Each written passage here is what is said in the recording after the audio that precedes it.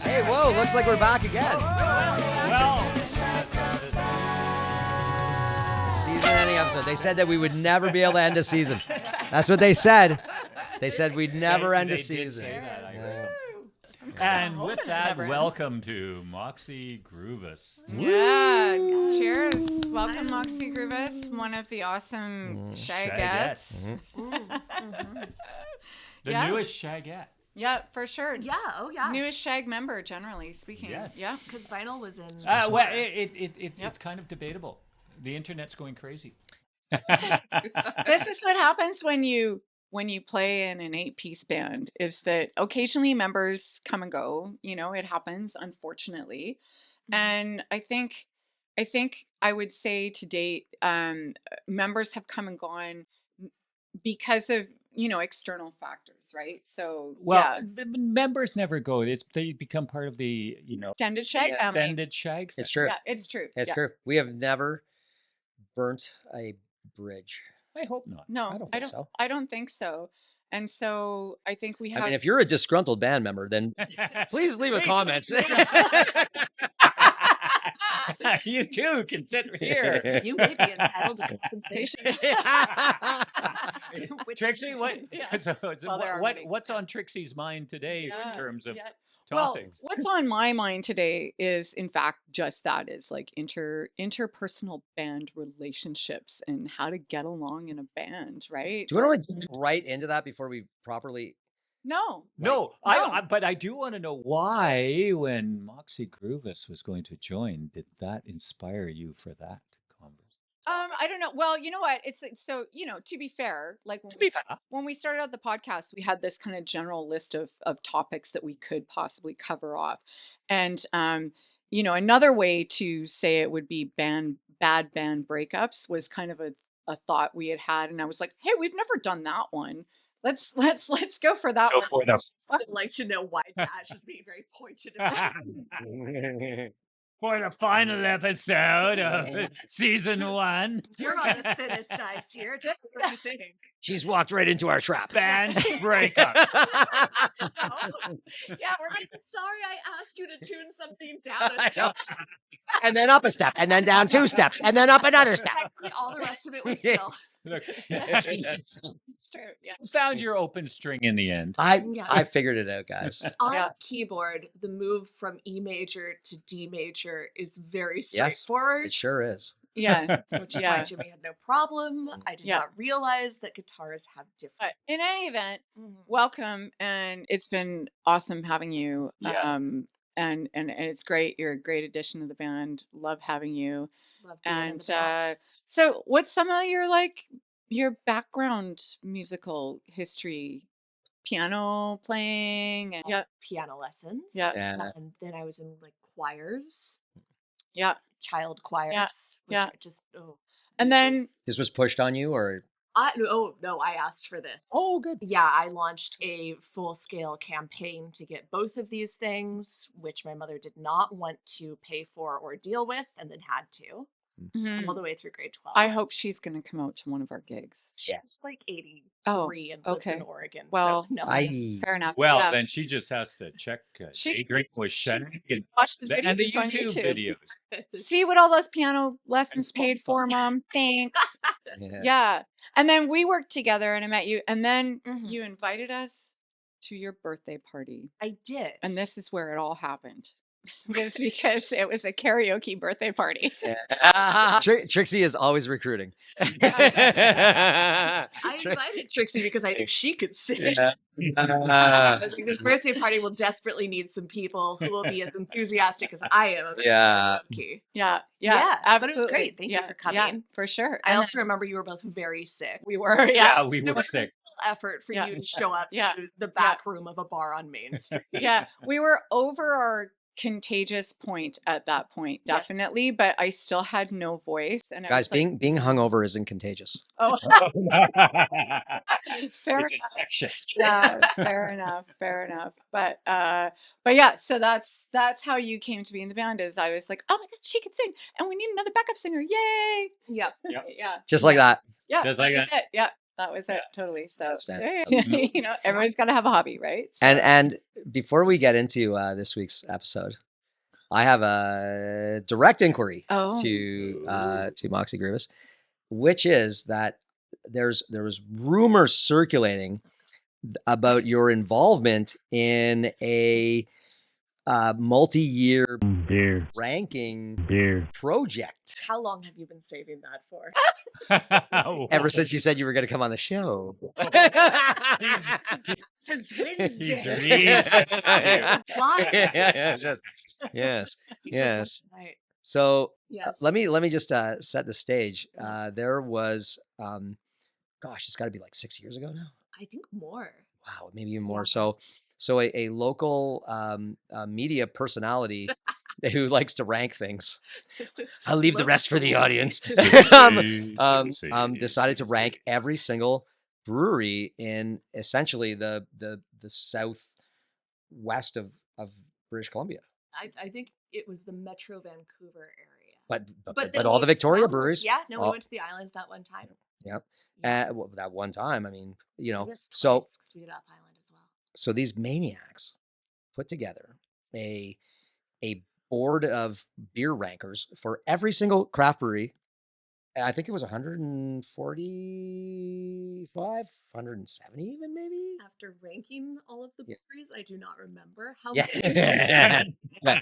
So that? I can tell everybody out there that it was at least 145, if 150, 100 at least, and every brewery had to be visited at least by 5 different people 5 times, right? Mhm. To get a different, and you guys had a full set of criteria and everything else, and put it out as a 5-part blog post. Yes. Funny thing, I love that so much that I actually made a website for it. So that it would be searchable, and like I spent a great deal of time and effort and a bit of frustration dealing with the person who organized the main event. Making this happen. You Yeah. were full of So can you give us like I don't know, as long as you want, rundown on that whole thing and like what a crazy thing that was to do? It was a very crazy thing to do. I think the important context of this is that local media personality and I and almost all the other rankers all went to university together, and a lot of us were at the student newspaper together, which is an environment that necessarily involves a lot of drinking. If you're doing it right. Oh, multiple editors with emergency whiskey in the distillers. Basement of the sub. And I think I don't remember anything clearly, least of all this, but I think this was the first ranking. Really? Yeah. Of all of his rankings. Of all of the rankings, I think this might have been the first one. It was definitely within the first few. And it was a multi-season project. Oh, It was I'd nothing hope that so. we could replicate now. yeah. No. That Okay. we've all moved into the have kids, be responsible portion. Our of livers lives. don't work the same. Not at all. Yeah, like, visit 6 craft breweries. Now, is he in the witness protection program, or can we name him? Can we Krash? See, I know, Krash. Mystery about it, so. I mean, honestly, I think people should go out and look at it. It's our friend of the band, Justin McElroy. Justin, you're now our friend. Yeah. If you didn't know. It's just the craziest thing that I've ever seen. Is that See- how many people were on the panel? 12. It's got to be more than 12. Okay. Somewhere between 15 and 20 something. Okay. I don't know.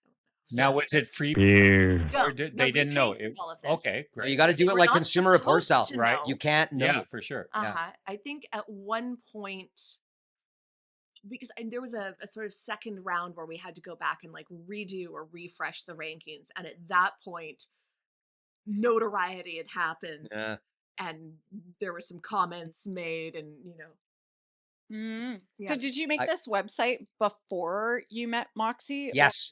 Oh Not wow, before. that's so amazing. Yeah, That's absolutely. amazing. And when I found out that she was a member of that thing, it was just like, wow. Okay, you got to join the band. We got to be just friends. never know in life when you follow your Yeah. passion, We gotta be friends. how it may lead, Yeah. right? And- Krash and Jimmy got really keen. yeah.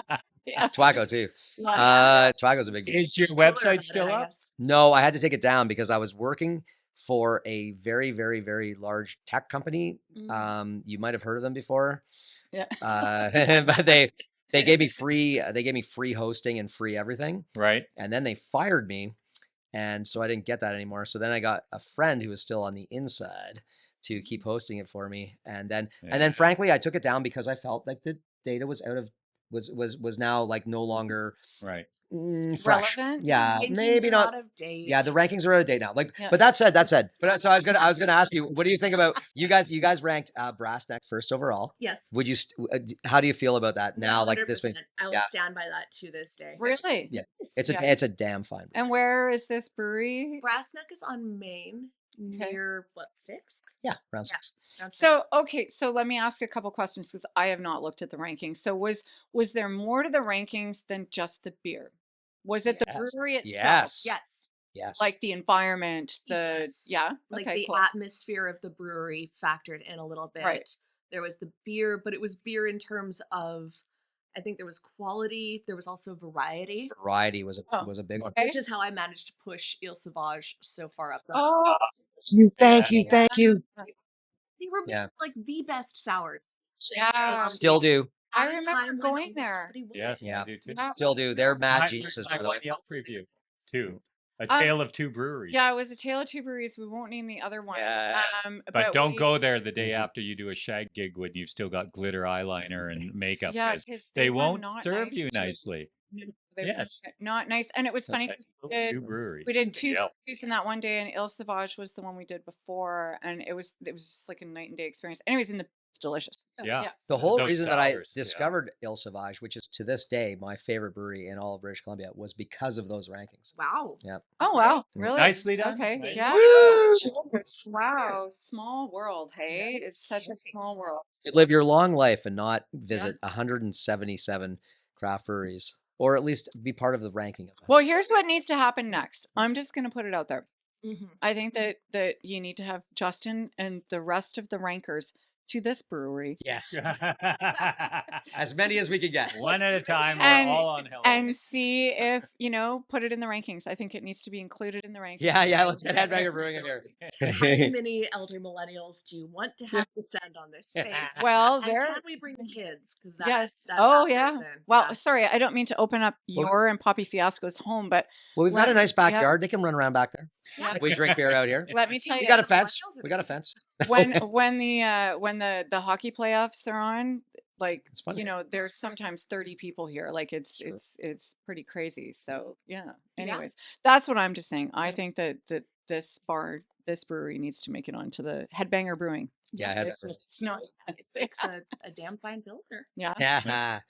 Good news. Well, so. Yeah. Okay. So not to bring it back to the topic, but the topic that we were going to talk about today was, band dynamics and stuff. And I was just thinking about, actually it's kind of a good segue because I was thinking about, what is it that makes for good interpersonal band dynamics, and it's this exactly, right? It's personalities, right? That you got to get along with the people you play in a band with. That's like the most important thing at the outset. Being a fan of each other's side projects. Yeah.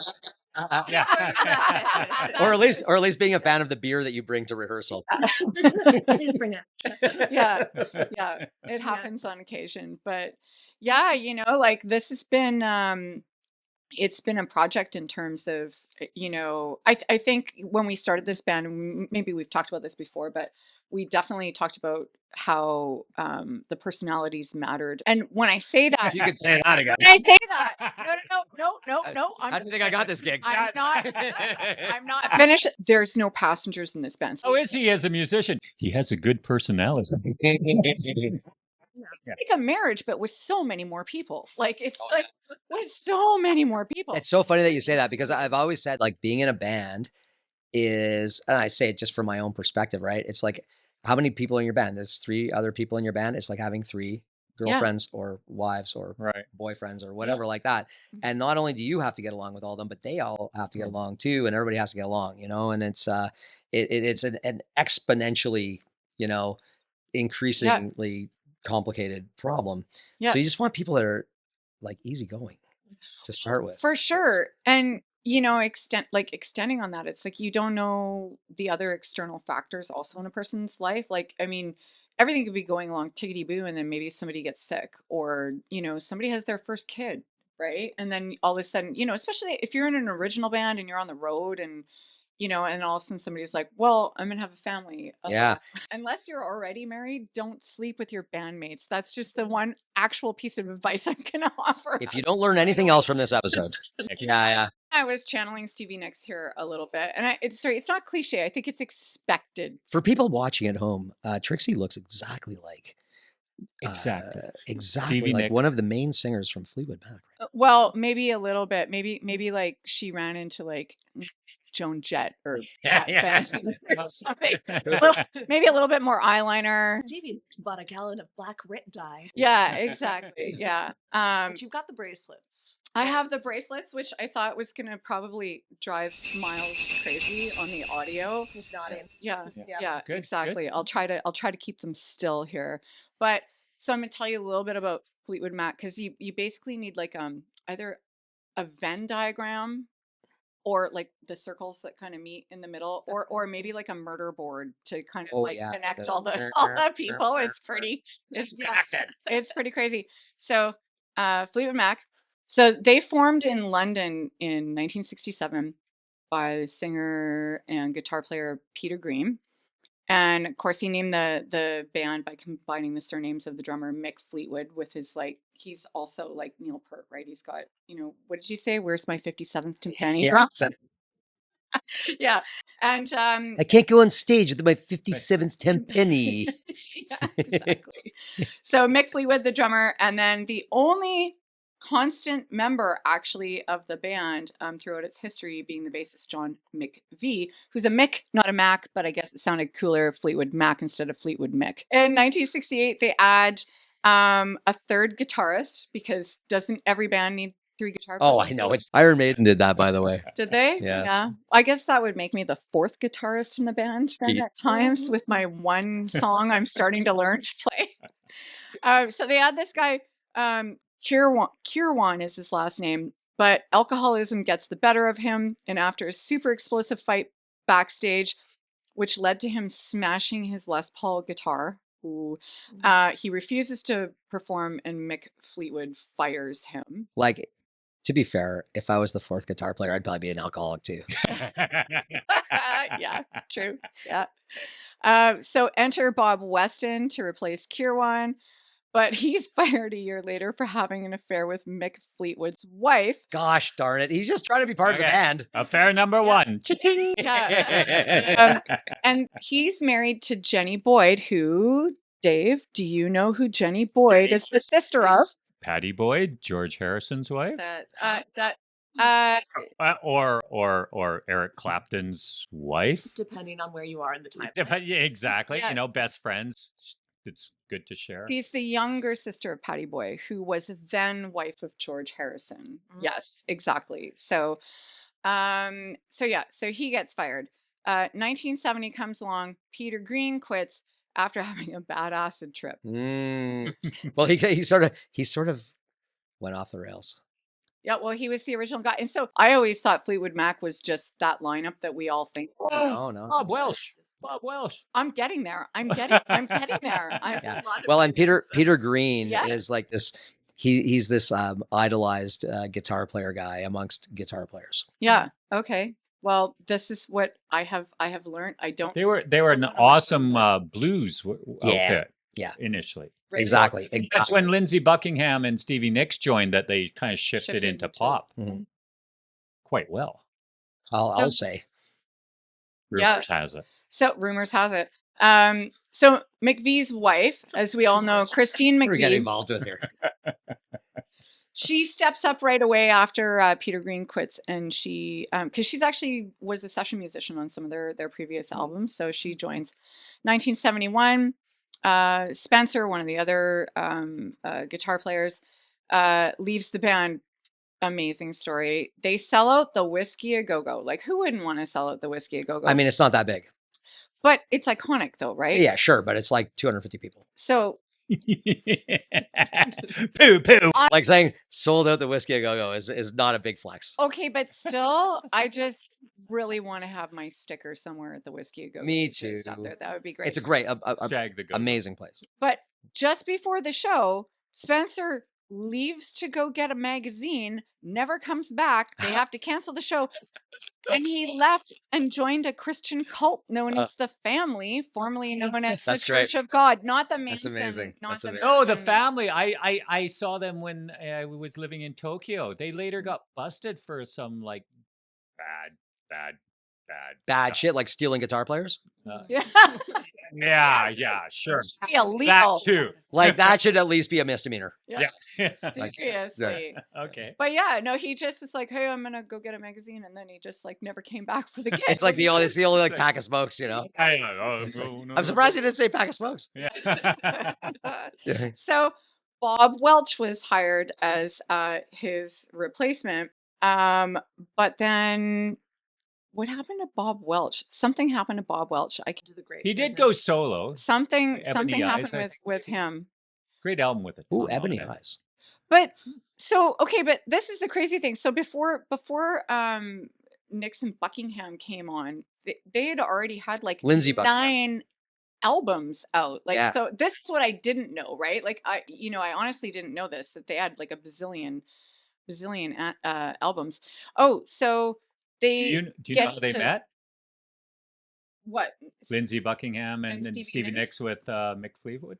Yes. Oh. They were so basically Fleetwood Mac starts to get into some kind of legal issues. They get into some legal troubles in the UK. And Mick Fleetwood decides he's going to move the band to LA.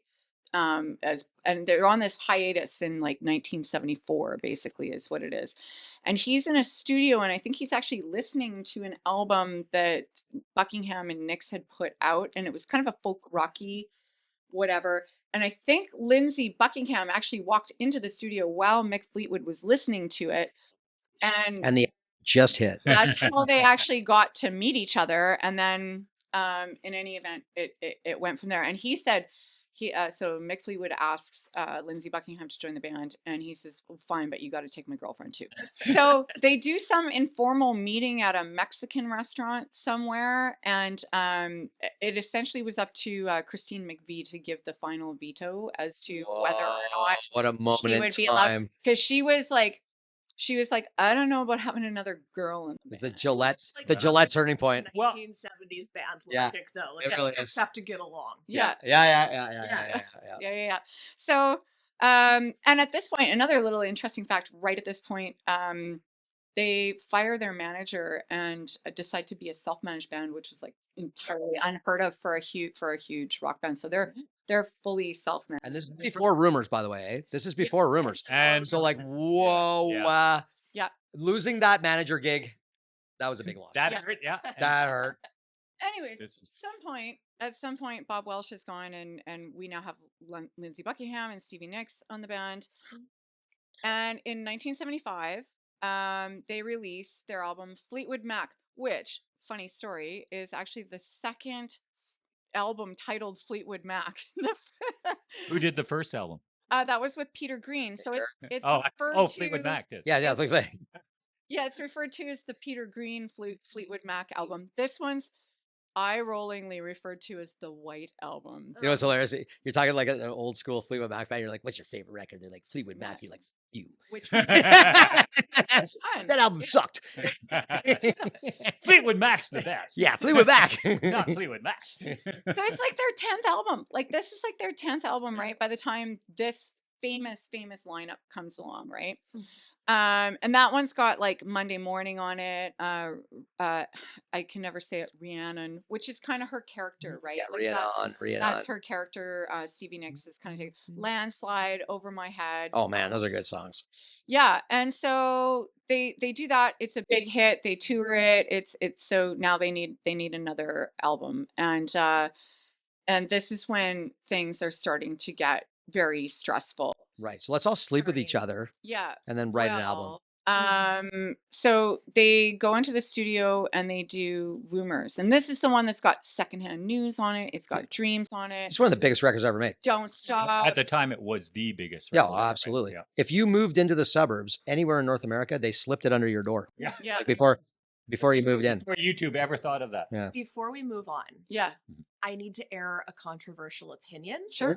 Because Rumors is one of my favorite albums of all time.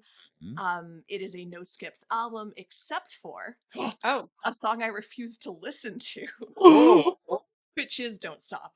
Oh, fair enough. Okay. Honestly, fair enough. Yeah. It's goofy. Album It's goofy. incredible, slaps 100% start to finish, and then yes, That's why we get along. There you go. It's goofy. It's a hit, but it's one that Don't didn't need to be stop. made. Thinking about tomorrow, stop, it will soon be here. Here, I'll tell you something fun about that story. We played an outdoor gig once at like 8 o'clock in the morning for this, and there was like, and so there's just there's like these weird, There is a reason we get along. I'm a rock and roll guy. I don't understand what's going on. In two very different lives. I'm thinking, I'm sitting there, there's a bunch of weirdos, people running around lycra and stuff up early on a Sunday. And Volunteers. we were asked to play that song as like, because of the charity that it was supporting or whatever like that. They wanted to Don't Stop thinking. We did Right, that song. right, Didn't We did that. Here's the So- great Here's here's the great thing. Here's the great thing. I took like a 10-minute guitar solo. I was like, you're gonna make me wake up at 6 o'clock on Sunday morning, drag my shit down here to Burnaby, okay? And I'm gonna sit here with a bunch of big weirdos with lycra running around and stuff like that. We're on stage. in I'm just not spandex gonna and- stop. I'm just not gonna stop. I'm just gonna. Don't Stop. Yeah, it was. Your pettiness of it, I have to suffer. Everyone That was actually the This prostate song, run. That might be the first time I've heard a guitarist admit that a long guitar solo Oh. is not necessarily welcomed. No. It was complete self-indulgence and pettiness. It was. And I respect a I lot will that I you will do. be fully honest. I do remember being asked to do that song, and I was like, ugh. Yeah, no, me too. It was. I'm with you. not The my rest, of the, favorite. the rest of the album is The rest Fire- of the album is magnificent. fire with fire on it, for sure. Yeah, Yeah. there's nothing like seeing "Damn Your Love, Damn Your Lies." But so when they were recording this album, Rumors, they actually had an open-ended budget, which was like really dangerous. And so Chris Stone, Black and white album. We're gonna be the first white album. Such low-hanging We taking over. yeah. Chris Stone, one of the recording, the record plant, that was the name of the studio, the owners, he said, the band would come in at 7 at night, have a big feast, party till 1 or 2 in the morning, and then when they were so whacked out they couldn't do anything, they'd start recording. Rumors. Yeah. Rumors. Yeah, Rumors. And then so they go on the road and it's a complete show. Beep.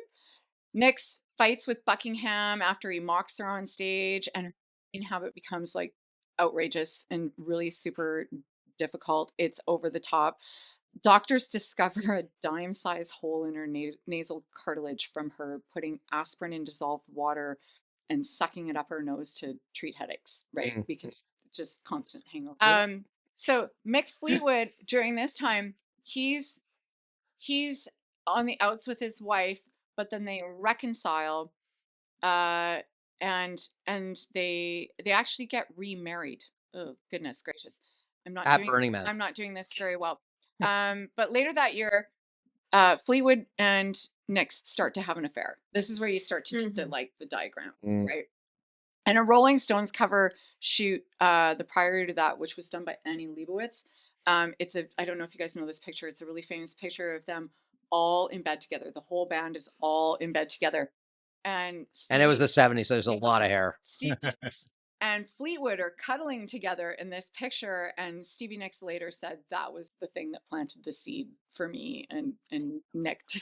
Nice choice of words. It did for Mick too. And this was the best. Well, Annie Leibovitz says, I thought I'd be nice and polite. I'd I brought a bunch of cocaine for everyone. In those days, for photo shoots, you just brought cocaine. I took it out, and they looked a little freaked out at first, but then consumed it in like 30 seconds. Then learned that they had all recently been to rehab, so they were all just a little jittery and tense. So bad, like so bad. Annie Leibovitz, the reason Fleetwood Mac broke up.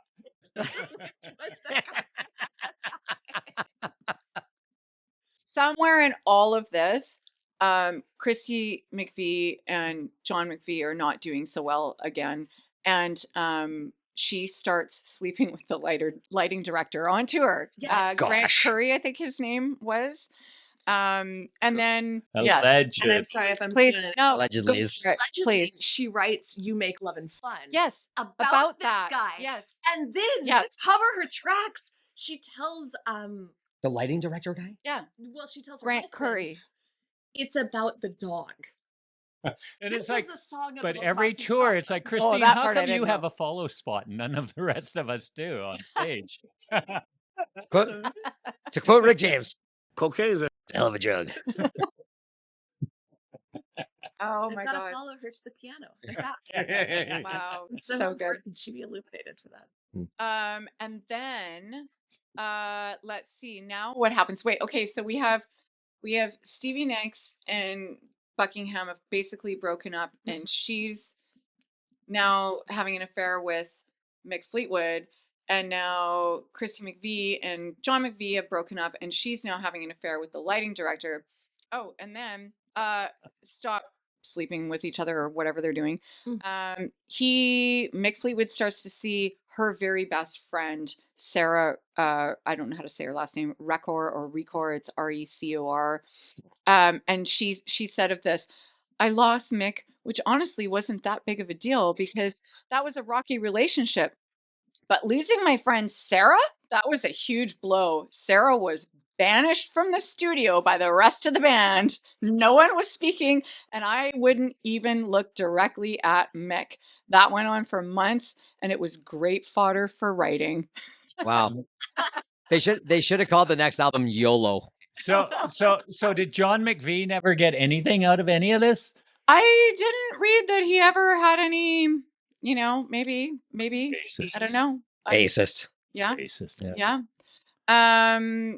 But yeah, so basically they just were a disaster, but they kept going and they recorded another album.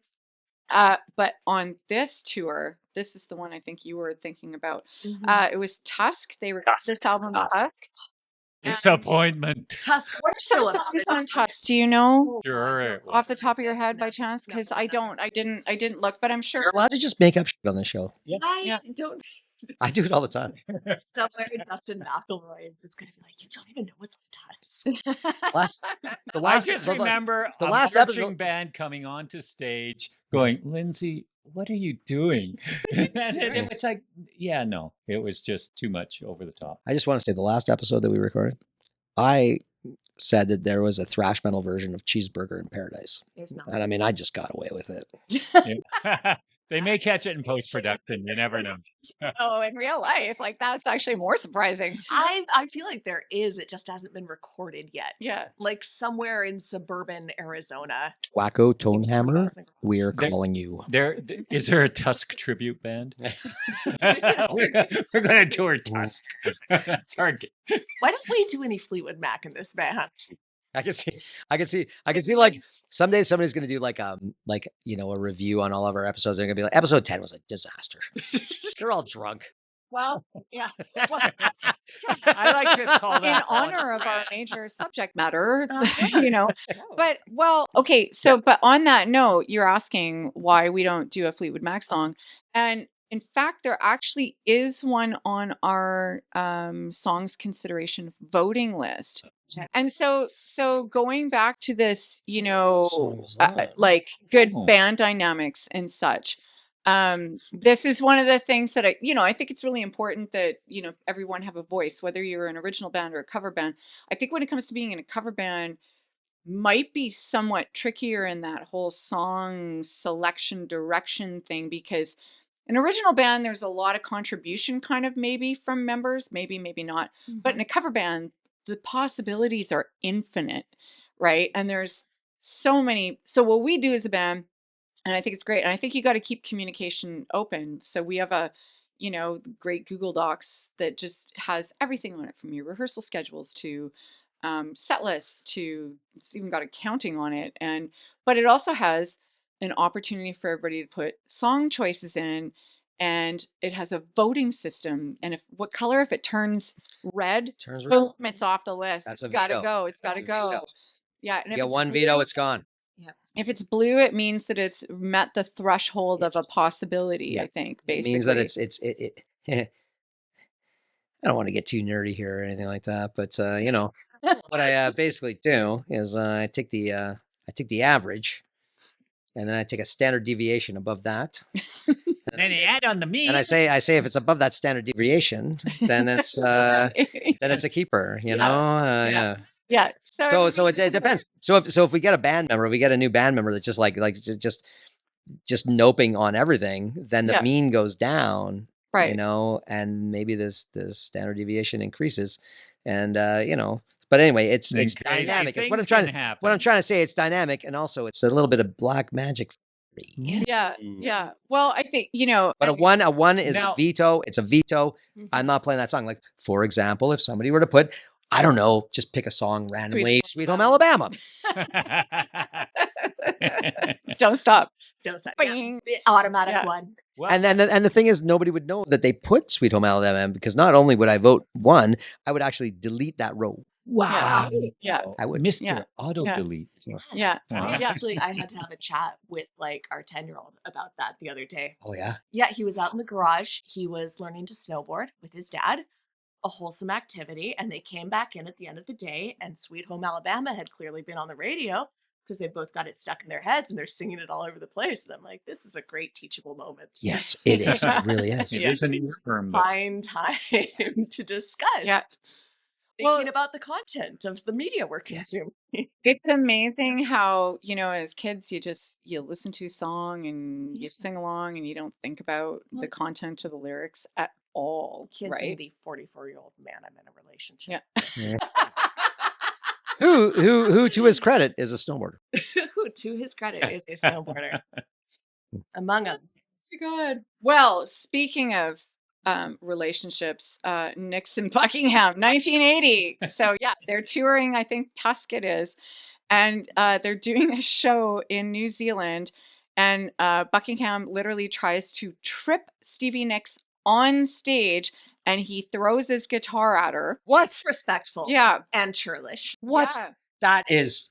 Yeah. That is crossing the line. No wonder they fired him. Like, I always wondered how Fleetwood Mac could be so pissed off at Lindsey Buckingham, who did such amazing work. Yeah.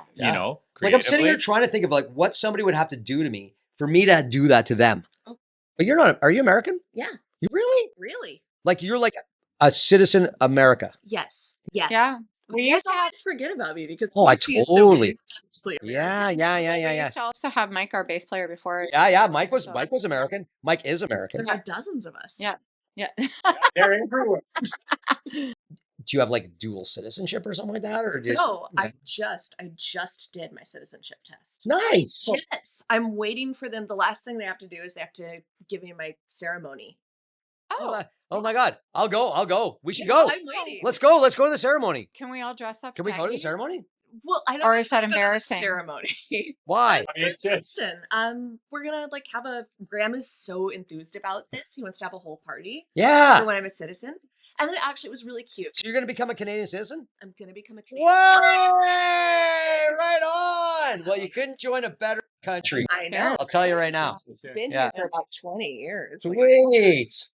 So Stevie Nicks says to Rolling Stones that they actually stopped the show when this happened, when he tried to trip her and threw the guitar at her. Yes. And then a fight broke off stage, and she said he went off and we all ran at breakneck speed to get back to the dressing room to see who would kill him first. Christine got to him first, and then I got to him second. The bodyguards were trying to get in the middle of us. And McVie said about the whole thing. She said, "I think he's the only person I ever slapped."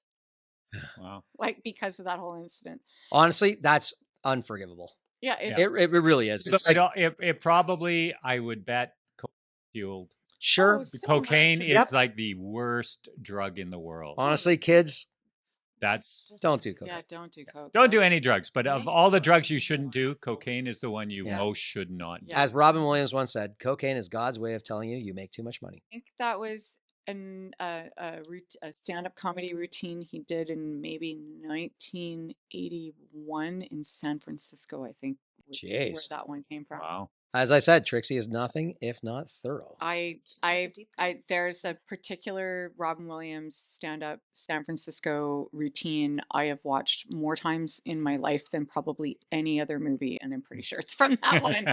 So, but just super briefly, 1981, Nicks then launches a solo career. 1984, Mick Fleetwood files for bankruptcy. 1986, Nicks goes to rehab. Yay! Again, 1987, the group hires new guitarists Billy Burnett and Rick Vito. Great name. Rick Vito is a good name. Yeah. 1990, Nicks and Christine McVie leave Fleetwood Mac. So even though Nicks had gone on his solo career, she was still with Fleetwood Mac. 1993, the bill gets Fleetwood Mac is no longer Fleetwood Mac at this point. Well, no, I mean, yeah, it's something very different. They get back together for Bill Clinton's inauguration. Because no, the campaign song was "Don't Stop." That year, Nicks re-enters rehab. This time for I can't say it, Klonopin addiction. Oh, Klonopin. What's that one do? It's like a sedative, right? It's a benzo. I don't know. I've just been to Burning Man 7 times. I don't know anything about drugs.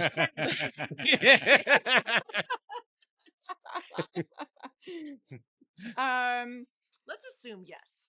Let's assume yes. In the categories of drugs that can cause debilitating addiction, I think it's in that category. Right. I don't think it's an opioid. I don't think it's an amphetamine. Benzos are brutal. It's a benzo. Benzos are brutal, though. They apparently come off of, I guess, right? Like that's a difficulty. So yeah, it's in that category of like, you took 2 of those, man. Whoa. Hope you're not busy for the next week. Well, it's like increasing dependency, right? Yes. They're prescribed widely when they first come into use. I think allegedly. I don't know. Laudanum might be for you. Join us for season 2.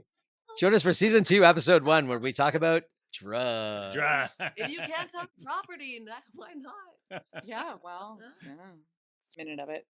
May to August 1997, Fleetwood Mac actually reunite, and they do the dance album. I don't know. Does anybody know any songs off that?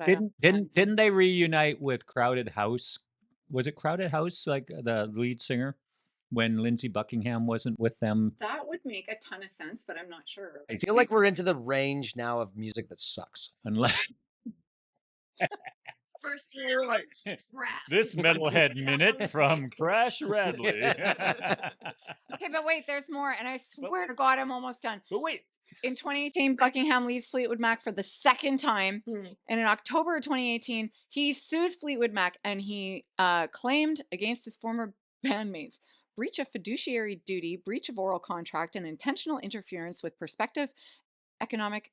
And in 2022, Christine McVie says to Fleetwood, to Rolling Stone that, listen, we're basically broken up, but the possibility of a farewell tour, she said, she felt physically up for it, but she hoped that Buckingham would return, and then she died. So, and then they just said, well, no, we'll never get back together without Christine. So there you go. But anyways, I'm done. But in their hearts, they were. Good job. Sorry. Good job. That's called research, kids. Yeah, there you go. It's a lost art. Listen, tune into Day Drinkin with Shag to learn about how to really research a topic. Okay, that's one way to get along in a band. There's other ways to get along. Those sounded like terrible ways to get along. That's not how to do it. I mean, you could do it if you wanted, but So the interband sex and cocaine addiction is one way. Yeah. Yeah. Make We're a lot of good we're stories. just lizard lounging it ourselves, but you know. Yeah. I mean, I think we do a good job. I have to say, I think everybody in our band is at risk of being too snowflakey, is very conscious and careful about everyone else's feeling. Every snowflake is beautiful. It's true. But everyone's careful and conscious about everyone's lives and how everyone else is, getting on in the world and their opinions and, Well, everything. a band, as the Beatles once said, a band, it's your family by choice. It's the family you choose. Hey, I like that. Yeah, and so Why does welcome Yoko to the Ono? family. Why does Yoko Yeah. Ono get so shit? This is what I want to know. Yeah, really, Dash. honestly, Yeah. it's because 1970, She's terrible. she's Japanese. Oh, there's that. I mean, also though, That's like it. objectively, she is terrible. No, she's not. She's not. Artistic She was an avant-garde artist Mm. who fell in love with a Beatle, who fell in love with her when the Beatles were breaking up. I mean, let's put it this way: Ringo Starr leaves the Beatles when they're recording the White Album. George Harrison leaves the Beatles when they're recording Let It Be. The only reason John Lennon is showing up for those is probably because Yoko's dragging him to the studio because they're probably both strung out on heroin. Yeah. Right? And I don't know if you've ever been strung out on heroin. I haven't yet. But it's hard to get up I say yet. and go to the studio and try to match wits with Paul McCartney. Right? I'm just saying they probably had. So you want a little support there. So I think that's probably. I mean, John was past his Fat Elvis phase of the 65 when he was singing Help. Yeah. I don't know if he was doing heavy drugs, but if you look at him, he sure looks like he was doing heavy drugs in that period. And I think if you see some comments, if you look at the new Peter Jackson Get Back, you can hear some comments there where they're talking around it. Wow. And so she got him to the studio and Deep everything Beatles jumps, inside by it's like Ross. Paul McCartney finally said, if you think that the Beatles broke up because Yoko Ono sat on an amp, you're out of your freaking mind, Of right? course. I mean, all of the wives, like Linda McCartney was there in the studio when they were filming in Twickenham, right? Before they moved back. So it wasn't that she was the only one there. No, I mean, it was time to break up. That was, the reason the Beatles broke up is because George Harrison had All Things Must Pass in his back pocket and only got one song on the album. He just would talk and it would be great. Yeah, He is like this an is a encyclopedia. He's a seminar. walking I know. encyclopedia of the Beatles. This is literally a Ringo Starr designed piece thing. It's even got his signature on the back. I got that at a. I'm just, but That's Dash, who's your favorite Beatle? my favorite Beatle is John Lennon, but I love them all. I truly love them all. But John Lennon because, very flawed, but I love him because he was honest and flawed and he produced great art. And he would take on the intellectuals from a place, of honesty, and they'd say, I remember when he did the bed-ins and this one woman, she's interviewing him from like this big, American magazine going, you can't seriously think that you lying in bed makes a difference at all to the war effort. And he just looked at the camera and went, yes. Because quite frankly, some artists saying We're talking about it right now. We're talking about it right now. Later on, imagine, these are honest messages. They're naive, but it doesn't mean they're not true. But let me just also say though, I'm not trying to say that you should change your mind on this because you've been thinking about this for a long time. But Paul McCartney talking about marijuana legalization. Oh, his passion, for marijuana, and when he got arrested in Japan and standing on that tarmac, and you don't think of Paul McCartney as an angry guy. Like he doesn't have like that edge to him of like, being angry. Well, when your wife packs a bunch of marijuana in your suitcase and you go to Tokyo airport, you might be a little angry. But like I saw full transparency, I'm not a big Beatles fan, you know? Like I didn't really follow the Beatles. They were kind of before my time a little bit and whatever.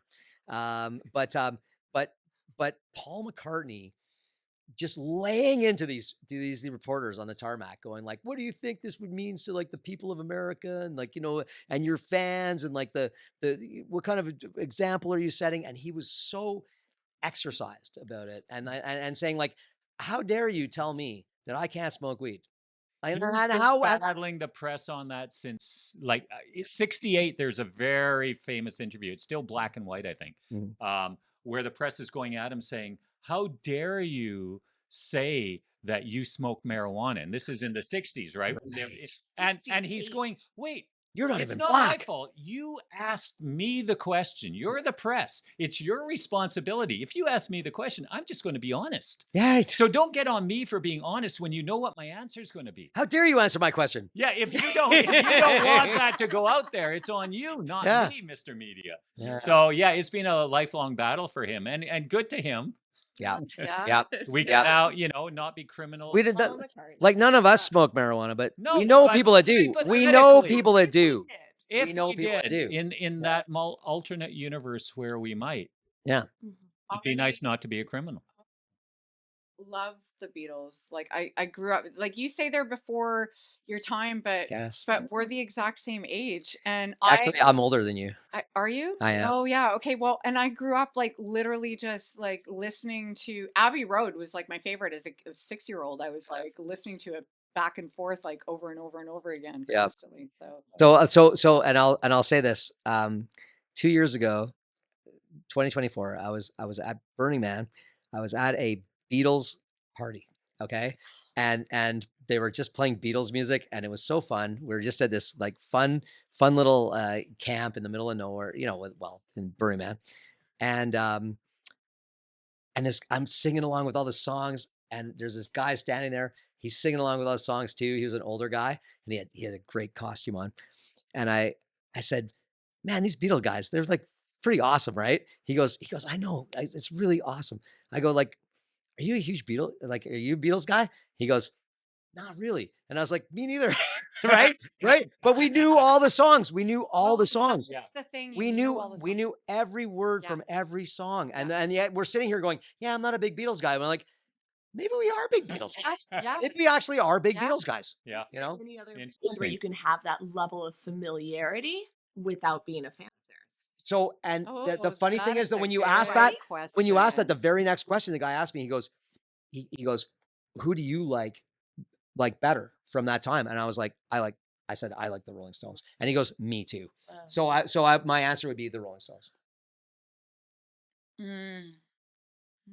Like I honestly, me personally, I like the Rolling Stones way better than the Beatles, and that might be sacrilegious, you know. We may have to get into a fight. Yeah. But I like their roughness, and I like their darkness better. You know, and that's fair. I think it's a valid and common opinion to like the Rolling Stones better than the Beatles. Sure. But I don't think the Rolling Stones are as well known. The Rolling Stones did not have the influence on modern society and culture.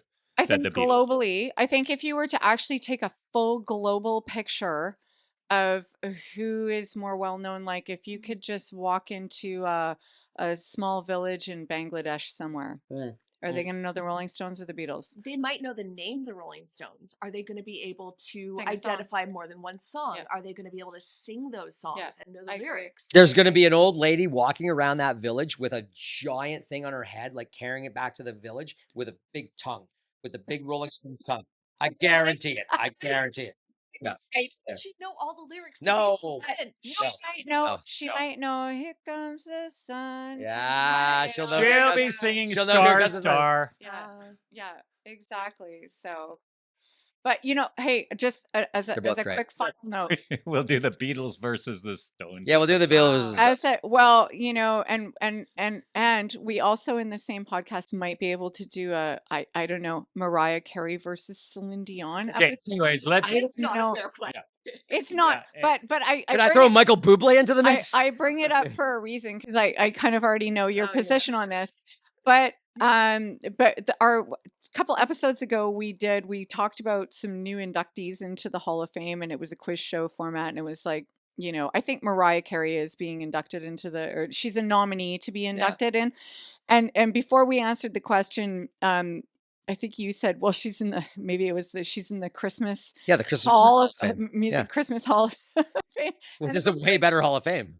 Exactly. I'm like, it is so where you want to be. It's like, the lucrative Hall of Fame. I don't care about the rock and roll Hall I of think Fame. all our cameras are off except this one. Yeah, So let's wrap up this and we can do that. Yeah. Okay. Great day drinking. Okay.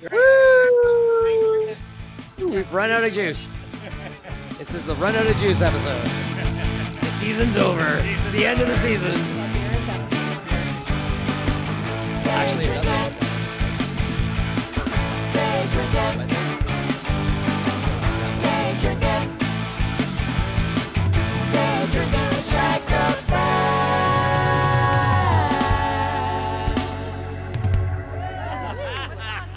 Chick, chick, ding, go. You know what